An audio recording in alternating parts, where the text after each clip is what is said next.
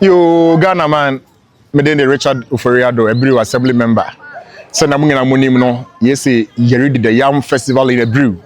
Na and 18, when they did kind yeri a cleanup exercise to get the whole community ready for the Yam Ochina Yabakobo Kwine. And so on Monday, yetimi akofa Yam non so aba.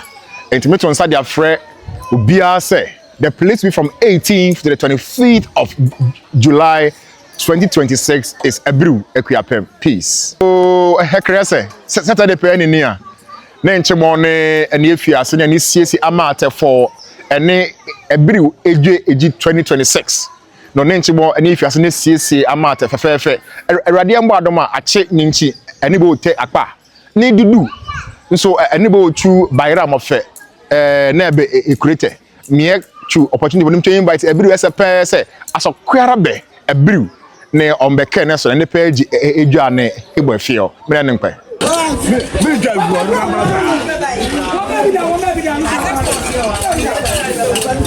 yo anyway ani buto na nyanchemo a ene be dem kokwa ba yire gi ama ne fiase na ne twie so mo ni anyanchemo ene yeboy CleanUp bo bron akoya te ne siesie ne yokurete twini abepum dudulie amo ba yira yerusu lele no wo fe ne boya akoya Abiriw SSS ne bo kro so ama no ne na mate ebo modin ase ene ase ne be de be twetu amo YouTube na mate Facebook ya ne na chi etani wo so na anyanchema ne huani a ene yesede na no ba yire gi ama na ene egi ene na ne nkwen Abiriw na ne boya ya amenyame na ye meke yam bayire ne bayire am egi etani na gi anso amantin du so anwo pe ene bayira moji a ente no mbede agi afia jo mbembe te bayira mo enkutuna no mokuro so ente no mbede agi omo afi na omo de na me na ne nkwe papa erade hire ne me ewre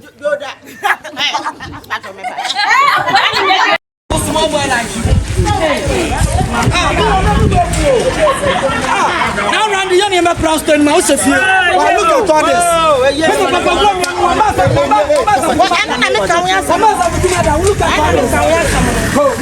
Oh Ekuapem man ene okreman ala yelidi Yam Festival na ene Saturday yo yele ye CleanUp CleanUp na yende ochina yakobo kwan ama bayire no na Monday yakofa bayire na bebom Ekuapem nyina obi owe echi ene bebi amra ne ye ndi bayire na enyefe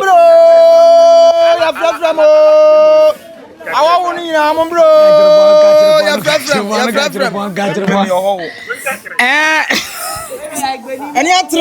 ani atre awohu ape awohu ape no mokro mafia o ma se ne ka kwantu tepe ebe memendrio ebe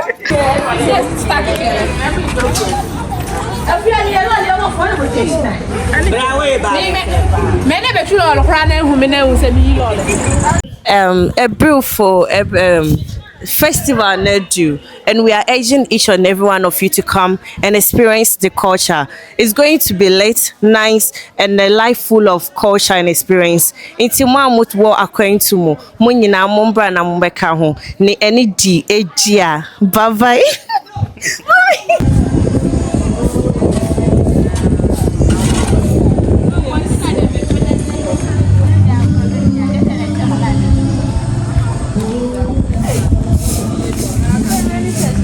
Yo, Abiriw say eji ama na ne fiase ene start ene egbo CleanUp no ho azokoya say mufra na ona chika ma be no be boya ne ache ene be we porte na ne wote akwa ne Monday ene wotu bayira na be ene eju bayira Monday ama ebe bo ama ne pe te ise egbo enwuru ama tokoya be over Friday ene be wo float ene am kilentua ene enwuru na ama Saturday dey artist night na le won social media ma artist for square na be no asokoya say mo bu na koya be na be support ne bo fine say na me no wise sky no CleanUp exercise na ya sha ase no say na ye kan no ene Saturday eti o se etimi clean ekronim na ekronim nyina ye clean emu ye fe na fe nyame ya adom a ochina ye be kopo mu na ya kodo epo no na emu ada ho na che say ne juoda no eye Monday no ne yakọ fa eye bayre na yeden aba eti mesrewo se wo nima follow eye nkoma yedi kakran obete young first na ase onu echi ni nso no Wednesday no ye be yo so wa na Friday no ye ne client to akọ float no ye be ko manfe ye be ko adukrum che say ye be fa bebia na ne Saturday na nwumre no eye artist night no na nyina se na mahu no artist na confirm o ma ye videos eti pacho say wo eye Ghana fa na nyina na wo hwe yen ya ya ton sa first afi young first na esonko be feel experience no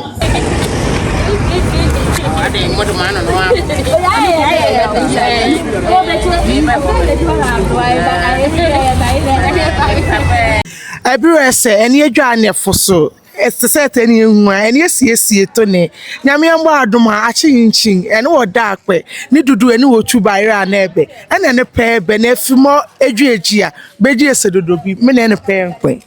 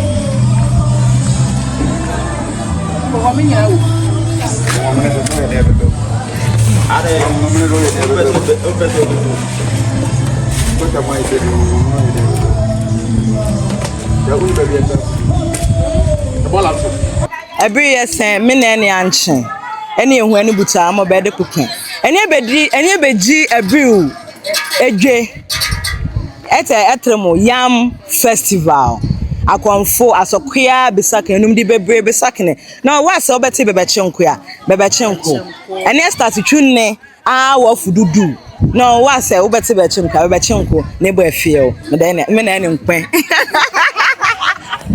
Abiriw ma urade asuje yen pe me na ne pe efikose ne ene efi etede edwaji amase ne ene esiesi krote urade ma adoma achen ene be wo sompra kote na ne wo takwe ene ntakwa mududu ene be wo tu etede edwa mo fenebe na ne pe ene sakre achen so de akosi dai no ene akore ne nyame na se bo yakwadute ene ne pe ene be kase amane na wamamre ala ne bom ne wo afie obe ma askua bebe no mpacho ene ne pe ne wo afie nkori ene pe le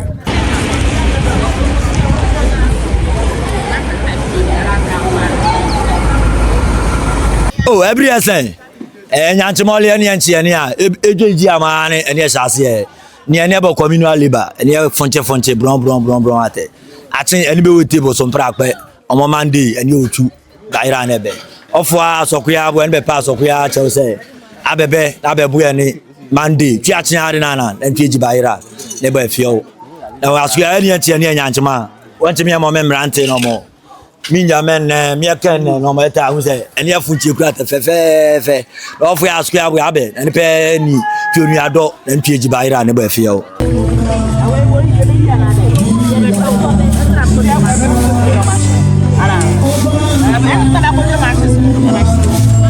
etede ne nchi ban mo de dapa eni esi ekurete achinchi ebe ote ne nya bo son prakwe odudu ebe otu baire na ebe ne dwa askuya san kifi akwe askuya be ne be fie askuya be ne be fie ne dwa askuya o ma so mbu ensi ape on be ken so be fie efimoli eni eji mo chenchene takre 147 efe ne bu akwa ebe ne ni jipe ne be fie askuya be ken so ne be fie ko je bo so pra ne jomo bi ne mo ndan fofo pe ne ni ji ne be fie ala ne tie ba ire dwa na foso ne ne efiase ne esiesi okurote ala ne tie asa bu ensi bu na koya ne tue ba tre se abebe ne ne pe beji ba ire enne Bosu bebri katako. Ala mebi. Gibliga ama prosio.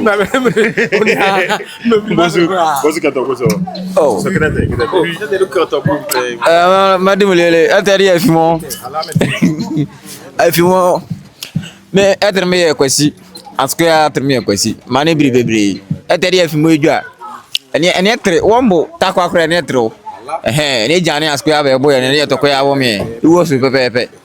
No me yasi me bibebri. Atari mi amini. Ate me na na bosom pra adwakobe. Mi amini kope monana. No ene kura askoya sa be boy ene. Ole bekeke. On my confuni di Young Festival. And invite us square. Any pair say any bebenko. Any be ojo ejia. Any yen pe mandi. Near any beboya. Near niji. Equiapum okre esa. A confoy any yen latte sen on wetepe any yen. Pa.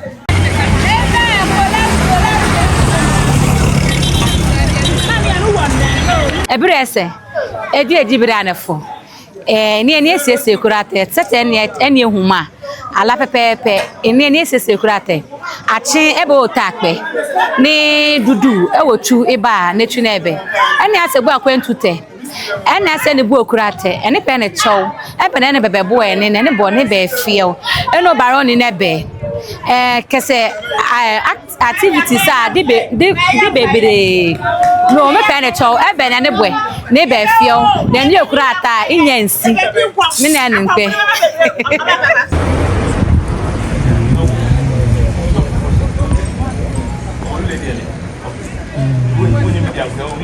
Abiriw edwe eji anefoso etekam ye Yam Festival no one kene njema ne lule kurate kama achie ba oda akpe ni Monday ewochu baira edwa na ebe ne niji atis bebere so na bete no ane tu eba etre askoya be ne bo fine.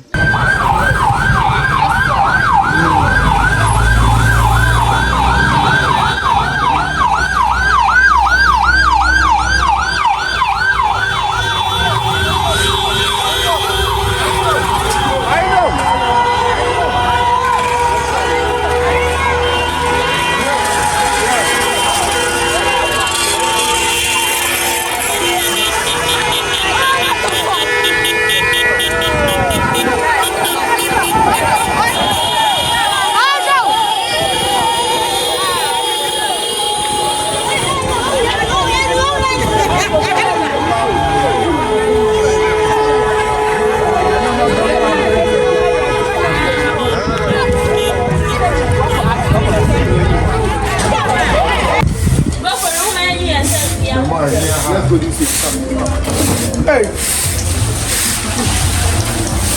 Rudra. Yes, where's the mess of